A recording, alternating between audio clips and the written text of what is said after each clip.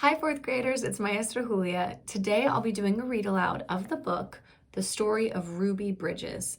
Now, this book is about a true story about a civil rights activist that started her activism when she was only 6 years old. During this era, there was a set of laws called the Jim Crow laws, which legalized racial segregation. Racial segregation means keeping people separate based on their race. That meant that if you had black or brown skin or of a darker complexion, you were not allowed to use the same water fountains as white people, to go in through the same door as white people, to be in the same spaces, the same restaurants. You had to ride in a different part of the bus, and you weren't allowed to go to the same schools. Now, in Ruby's own words, she says, "Hello, I'm Ruby Bridges. In 1960, I was the first Black child to integrate an all-white elementary school, William Frantz Elementary in New Orleans, Louisiana." So when Ruby was only 6 years old, she was the first student at this school to integrate, when they decided to desegregate schools and bring Black children and white children together in the same space to receive an education. However, so many people were against this change that they protested. They didn't want schools to be integrated and stood outside in front of her school and shouted at her, tried to frighten her, yelled threats at her. Now, no human being should have to endure that suffering, and certainly not a 6-year-old, but Ruby Bridges did. Now, Ruby is an extremely brave girl, but I would like you to see that now she's all grown up. This is Ruby today, and I'd like you to notice that Ruby is younger even than my own parents.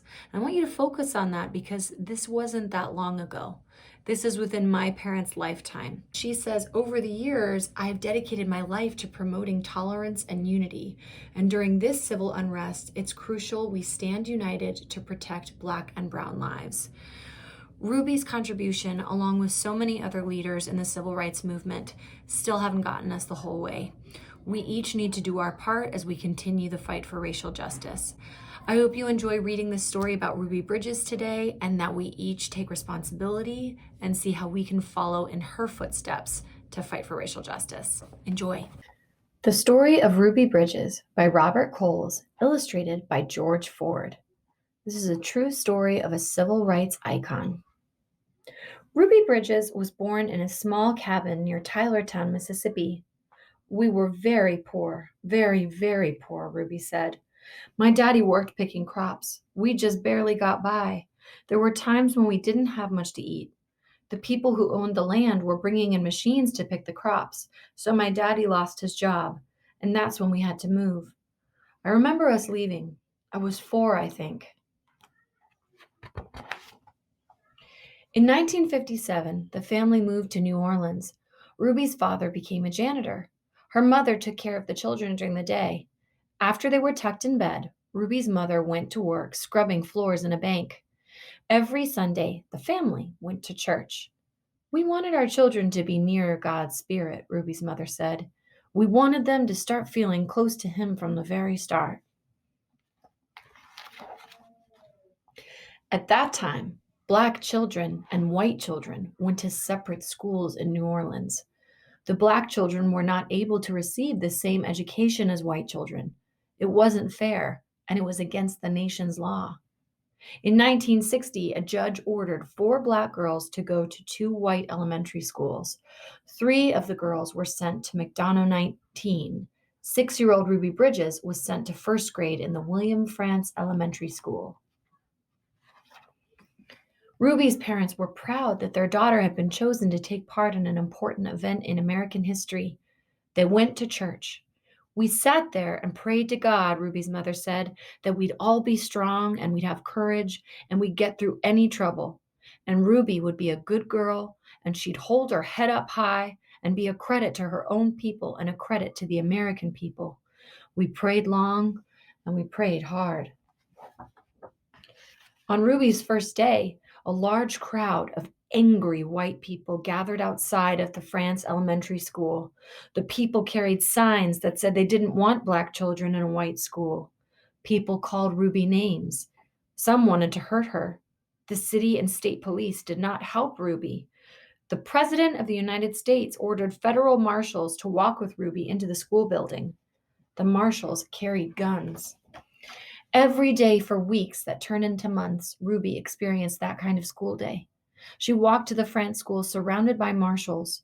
Wearing a clean dress and a bow in her hair and carrying her lunch pail, Ruby walked slowly for the first few blocks. As Ruby approached the school, she saw a crowd of people marching up and down the street. Men and women and children shouted at her. They pushed toward her. The marshals kept them from Ruby by threatening to arrest them.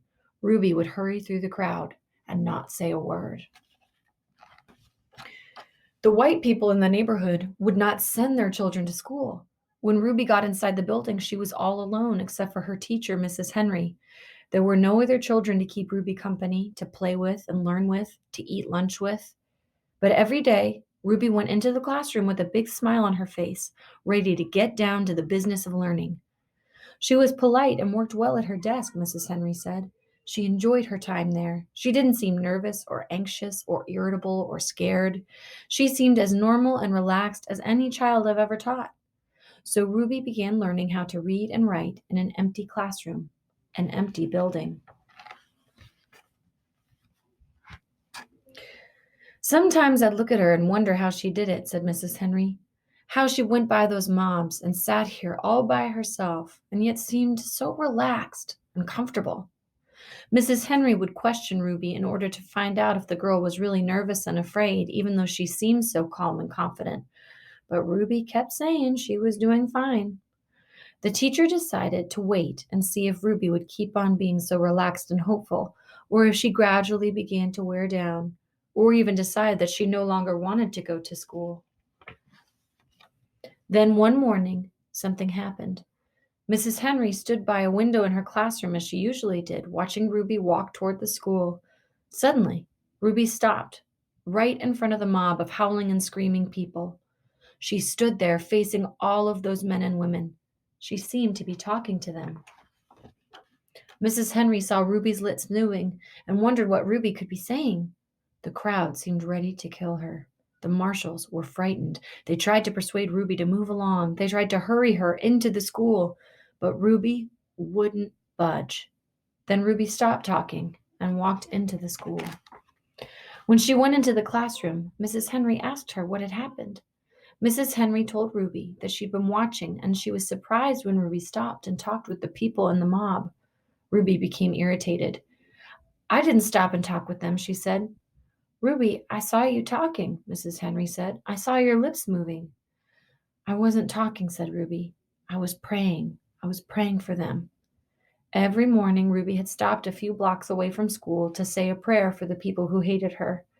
This morning, she forgot until she was already in the middle of the angry mob.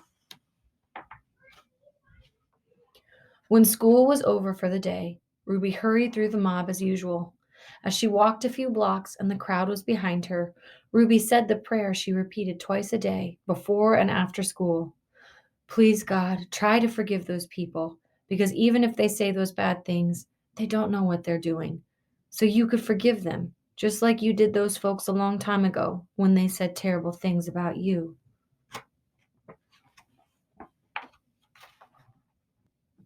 There's Ruby. And there's Ruby as a little girl. There's her coming out of the school, escorted by the marshals. Here's the true story of Ruby Bridges.